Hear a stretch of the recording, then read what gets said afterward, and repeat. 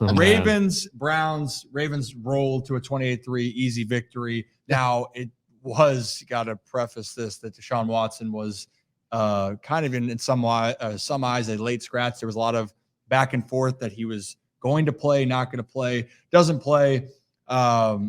Clearly, that was a huge impact.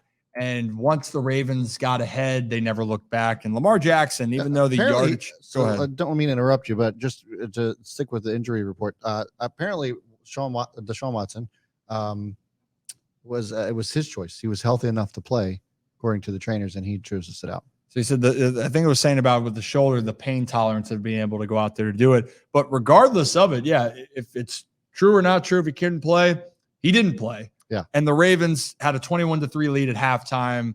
There was never a shred of doubt when the Ravens went ahead, really, that they were going to lose this game. The Browns could not move the ball. Thompson Robinson, 19-36, 120 yards, 3 interceptions, under duress all day. And Lamar Jackson only threw 19 times, 15-19. And if I'm not mistaken, his final numbers, we have this graphic right here.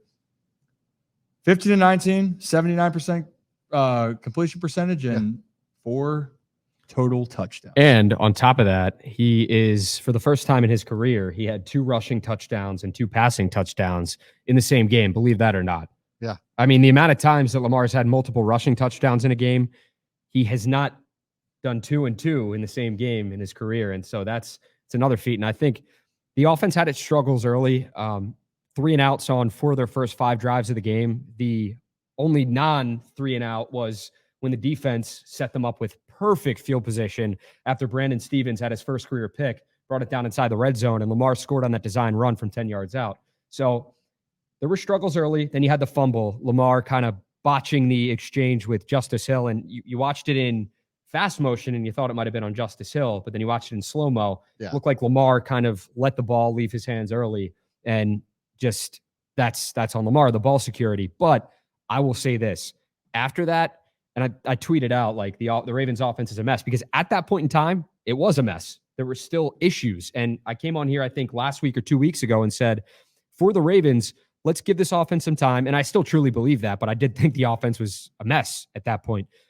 With this team going forward, I think we saw what the offense is capable of. Down Rashad Bateman, down Odell Beckham Jr., and Lamar Jackson scores on 2 design runs. There was 2 rushing touchdowns, and then hits Mark Andrews. Oh, reliable. He's there again. And he has his first 2 touchdown receiving game since week 3 of last year against the New England Patriots. So Mark Andrews back in the mix. I'm sure he loved that, to have that game. And the Ravens going forward, that's just a taste, I feel like, of what this offense can really look like when they're clicking on all cylinders. And they're healthy, which they have not been. Well, and that's just the crazy part, right? Like they hung 28 points on the first, number 1 ranked defense in the league, and didn't even have all of their key players. So that, to me, there's no OBJ in this game, and the Ravens put up 28 points on the Cleveland Browns. That is going to be my next question. So I want to put up the graphic here. Obviously, there's been some issues with Lamar holding onto the ball. Ball security has been a problem. He's always fumbled a lot in his career. I don't understand why. Maybe he just gets too aggressive here. But I actually made this graphic and asked the question: is there another MVP in store for Lamar Jackson this year? And you look at these numbers, and I think that and this is just one game, but overall, I think he's completing 75% of his passes through the first 4 games. You start to ask yourself, could he end up being an MVP candidate this year? And I think that if he continues this, if he sustains these numbers and this type of performance, regardless of the ball security issues, that you have to say yes. Shout out you for making the graphic, by the way. Oh yeah, sorry, saying the graphic I made. Shout out you. But I think the answer. I'll start this off, Rock. I think the answer has to be yes, and it's really going to be dictated on how well the Ravens play. If the Ravens continue to be in the discussion for the top seed in the AFC, it's going to be because Lamar Jackson's playing. Yeah. And he's going to be playing at a high level, because the Ravens are going to have some very tough games upcoming.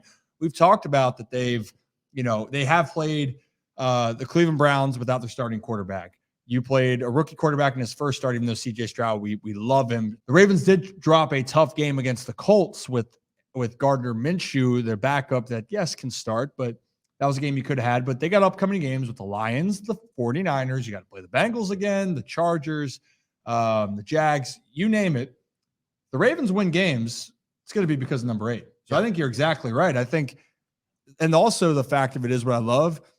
With them down, they're not afraid to let Lamar Jackson be Lamar Jackson. Right. And I don't care. Like Rocco, you brought up the stat, but how many quarterbacks actually can run for 2 touchdowns and then throw for 2? Like I know that we're saying in his career, how many in general can we say that?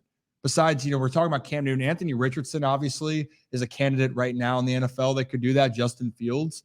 There's a very few amount, but to actually execute it and win the game. And it seemed like just another casual day for Lamar Jackson. I mean, Right. He was just grooving when he was down there in the red zone. And that's something that the Ravens really struggled with last season. Red zone opportunities and doing that. So there you're good. You keep talking. Oh, you keep pointing at me. Yeah, no. That's why. I was like, what are you my pointing fault. to, That was my dude? fault. Yeah. I was pointing. The producer. I was trying to focus on a point. I know I look good. Go back to me for a You second. should just say it. Hey. Oh, yeah, man. but now go back. Anyway. Yikes. Woof. I don't think the question is, can Lamar Jackson win the MVP? Because he's fully capable. He's one of 2 players to be named unanimous MVP in the National Football League. I think the question is, will he? And that's not a knock on his play. It's basically high praise for everyone else in the National Football League. Winning the MVP is hard to do. Lamar Jackson's already proven he can do it. Can he win it this year? It's a good question. We'll have to wait and see. I think he can. I think he can. And I think if Ravens fans, I feel like in the past, they get annoyed when people call Lamar Jackson a running back because he's not a running back, but he is a very good, elite running quarterback, dual threat quarterback. Those design runs, those are Lamar Jackson's bread and butter. Yeah. And if Todd Monken can design more runs from Lamar Jackson inside the red zone and just out in the open field, I'm one. I don't know if you are as well because you're a Ravens fan. Do you hold your breath every time Lamar gets tackled? Yes. Yes, the answer is yes. I do sometimes, and it's not because of the durability, because he hasn't got injured in the open field. Right. His injuries have been in the backfield when he's dropping back or kind of rolling right. out. Rolling out of the pocket. So but the guy, I do hold my breath sometimes because just see, and it's like, I mean, it's your franchise quarterback right there, but what he is able to do in the open field, stiff arms, the physicality, the shiftiness when he's making defenders miss, it's incredible. And Todd Monken, he's seeing that. He knows what Lamar Jackson's capable of. This fan base knows what Lamar Jackson's capable of. If they can dial up some more design runs for him, and then he hits on those, I mean, the pass to Mark Andrews, I saw a stat. It was like if you can bring it up, it's like a 16 or 13% probability on the touchdown right there. And Lamar hit it. And it was the second lowest percentage in his career for touchdown passes. Oh, that touchdown to Mark Andrews? Yeah. But like he put that up in the air. It was beautiful. Andrews high pointed it, brought it down. And then even the pass to Aguilar, where he just missed dragging his toe down. Oh, yeah. That would have been phenomenal too. So Lamar, and you just look back at the pass to Zay Flowers, double coverage, and Zay makes a great catch, but Lamar just dropping dimes downfield. The combined offense of Lamar Jackson he's got almost 1,000 yards between rushing and passing. He has the same amount of passing touchdowns as he does rushing touchdowns, and he's got 1 INT. So again, this just has that same feeling of that 2019 season where he's just doing it all. And I just, that to me, that's the MVP. Here's the thing with sorry. No, I was saying here's the thing that he has to just limit and be careful of going forward. And I think he is conscious of what he's doing in his head. It's the fumble issues. And it was even an issue, not a huge issue, but with Justice Hill on the exchange. So Lamar he does need to do a better job of taking care of the ball going forward. The fumbles have been an issue, but they're always they didn't overshadow his performance overshadowed the one fumble that he had this past game, especially. That was fantastic from Lamar Jackson. 4 total touchdowns. Lamar Jackson can even get close to replicating that week in and week out going forward in the season. I mean, he will be the NFL MVP again.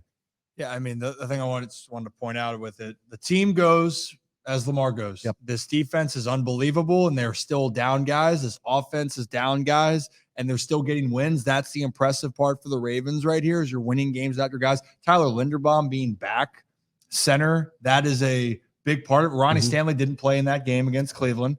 Odell Beckham, we always said, you said Rashad Bateman. You don't have Marlon Humphrey. You don't have Marcus Williams on the defensive side. Right. But the common factor is if Lamar Jackson is playing quarterback for the Ravens, they're going to have a chance to win every game. And that's something you can't discredit.